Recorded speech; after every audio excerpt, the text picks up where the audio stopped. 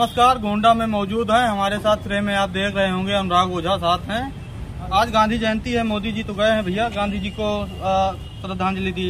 देखिए कि गांधी को श्रद्धांजलि देना प्रधानमंत्री जी की मजबूरी है, क्योंकि जो इनके सांसद हैं, जो इनके विधायक हैं, जो इनके संयोजक लोग होते हैं, गोडसे जिंदाबाद के नारे लगाने का काम करते हैं। इनकी जो विचारधारा है गोडसेवादी विचारधारा है, गांधीवादी विचारधारा कोई मानने वाले नहीं। मोदी जी तो गए ना, मन में राम बगल में छुरी। सबसे बड़े नेता मोदी जी हैं। अरे भैया, बीजेपी में जितने भी नेता है ना, सब अपने आप को बड़े नेता समझते हैं। अभी कैलाश विजयवर्गीय ने क्या कहा कि अब तो हम बड़े नेता हो गए हैं, चुनाव लड़ने की इच्छा नहीं है। तो आप बताइए कि मोदी जी बड़े नेता हैं, कैलाश विजयवर्गीय? आपको पहले समझने की जरूरत है।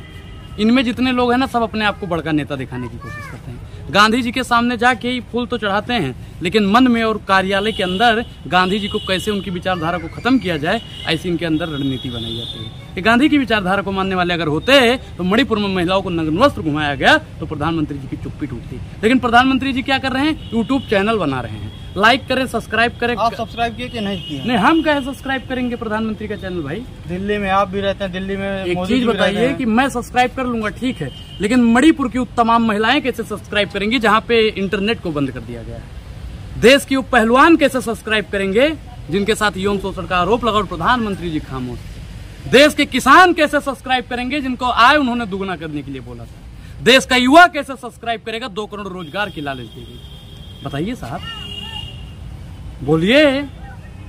मुंडी हिलाने से काम नहीं होता है और हंसने से काम नहीं होता है। पत्रकार का मतलब होता है जवाब दिया जाए, लेकिन जब पत्रकार भी भारतीय जनता पार्टी की चापलूसी करने लगे तो पत्रकार नहीं, भारतीय जनता पार्टी का दलाल हो जाता। आप लोग टुकड़े टुकड़े गैंग वाले हैं, कन्हैया कुमार हुए चाहे जो हुए, जो मोदी जी सर्टिफिकेट दोगे, सर्टिफिकेट दोगे हमें? आपके हम गांधीवादी हैं, अम्बेडकरवादी हैं, हमें आपके सर्टिफिकेट की आवश्यकता नहीं है।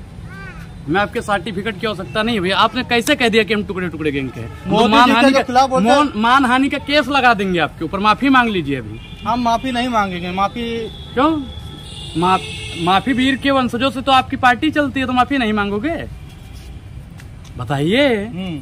गांधी जी के सामने खड़े होकर झूठ बोलने का काम करते हो, ये बेईमानी है। जो 14 पत्रकार थे आपके इंडिया गठबंधन वालों ने उनको बैन कर दिया। जो क्यों? आप इंडिया से नहीं हो? आप बोलो आई लव माई इंडिया। हम तो बोल रहे हैं आई लव माई इंडिया ना।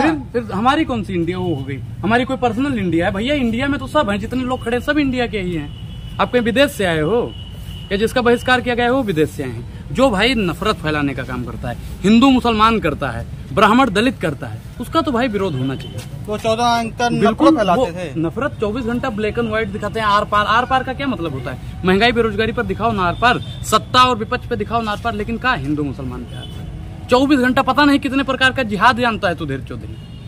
तो तिहाड़ किस लिए गया था? 1 मिनट में स्मृति ईरानी ने याद दिला दिया।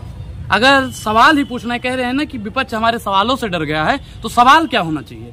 सत्ता से सवाल पूछा जाता है। आप लोगों ने पत्रकारिता इसलिए की थी, आपके माई बाप ने इसलिए पैसा लगाया था कि हमारा लड़का पढ़ के सवाल पूछेगा 2 करोड़ रोजगार कहाँ।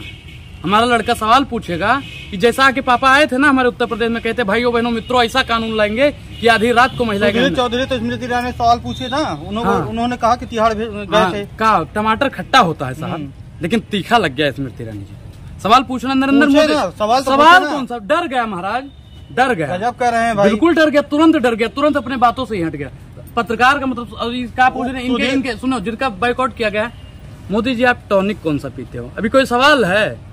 बताइए, सवाल ही होना चाहिए। मोदी जी 15 लाख कमाएंगे। 17 घंटा जागते हैं तो रात देश जाना चाहिए ना, टॉनिक कौन सा पीते हैं? किसके लिए जागते हैं? ये महत्वपूर्ण है। किसके लिए जागते हैं बताइए? संविधान को बदलने के लिए रणनीति बनाई जा रही है। युवाओं को कैसे बेरोजगार किया जाए उसके लिए रणनीति बनाई जा रही है। यहाँ पे प्रधानमंत्री जी हवा में क्या कहते हैं कि IIT का निर्माण हो रहा है, एम्स का निर्माण हो रहा है, विश्वविद्यालय बन रहे हैं, लेकिन बन क्या रहा है? लोगों को बेवकूफ बनाने का काम कर रहे हैं। भारतीय जनता पार्टी की 2 योजना ही लागू हुई है इस देश में, युवाओं के लिए पकौड़ा योजना और अरबपतियों के लिए भगौड़ा योजना। तीसरी कोई योजना धरती पर आई ही नहीं है। करोड़ों युवाओं को रोजगार दिया है। आप मुझे CMI का रिपोर्ट दिखा दीजिए। भाजपा बोलती है भाजपा तो कुछ भी। भाजपा ने बोला था 15 लाख, मेरे 15 लाख दे दो भैया, मैं आज से बोलना बंद कर दूंगा। दीजिएगा हमारे 15 लाख। 15 लाख नहीं मिला आपको? मिल गया? हमें तो नहीं मिला। तो हमारा पैसा हमको दीजिए। आपको नहीं मिला तो हमको कैसे मिल जाएगा? आप पत्रकार हो, आपको नहीं मिला तो हमारा पैसा कहाँ मिला है भैया? मतलब भारतीय जनता पार्टी झूठों की सरकार है। डाटा सस्ता कर दिए मोदी जी। आटा सस्ता कीजिएगा साहब, आटा सस्ता कीजिए। बीएसएनएल जो हमारे पैसों का बना था उसको बेच कर और जियो का ले धनाधन प्रचार कर रहे थे। ये मित्रवाद है।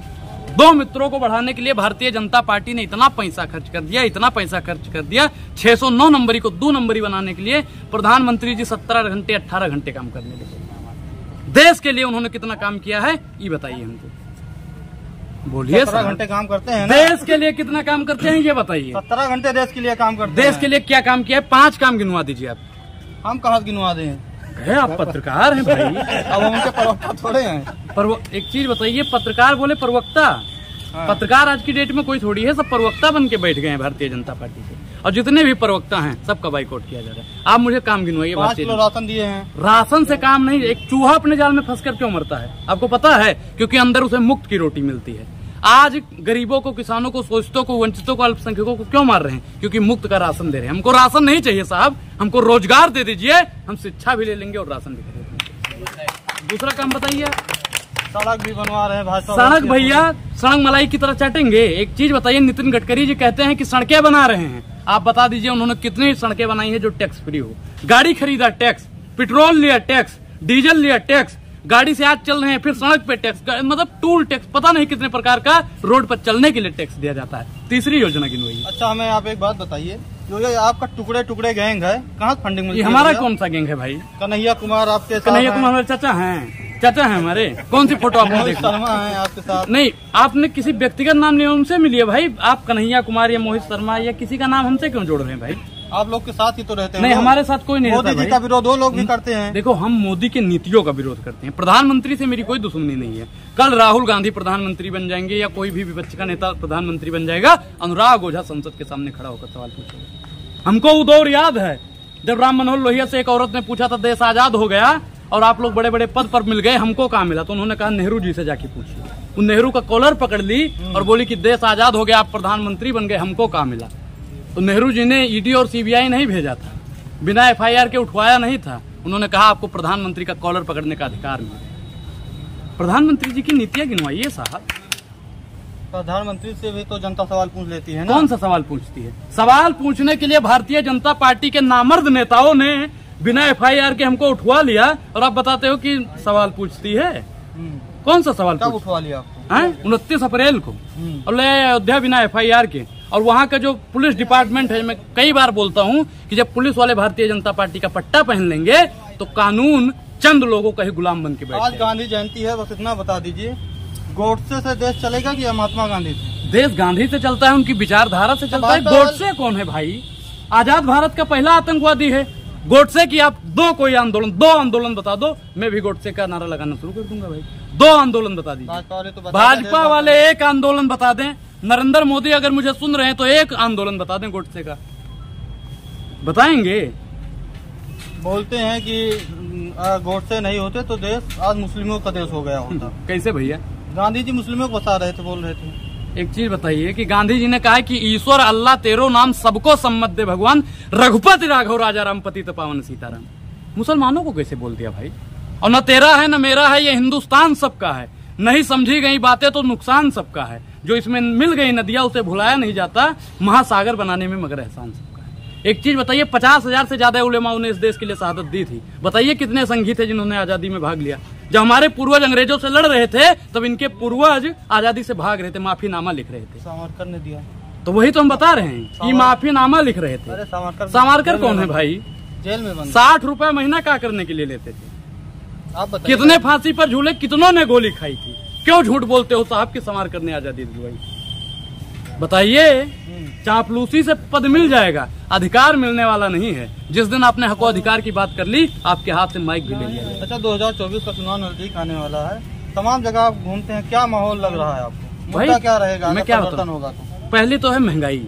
महंगाई 7वें आसमान पे जा रही है क्योंकि मोदी जी ने पूरा पश्चिम उत्तर दक्षिण नीचे ऊपर सब कुछ अडानी के हाथ में बेच दिया है। ऊपर देखो हवाई जहाज अडानी का, नीचे देखो डीजल पेट्रोल, इधर देखो बस, इधर देखो ट्रेन, इधर देखो विद्यालय, उधर देखो प्राइवेट, मतलब जो है जितना भी है सब कुछ बेच देने का काम कर दिया है। रेल बेच दिया, तेल बेच दिया, बिका हवाई अड्डा, और ये सब बिकता देख के खुश है अपने जेपी नड्डा। महंगाई की मारी जनता करती हाहाकार, कहाँ सोया है चौकीदार?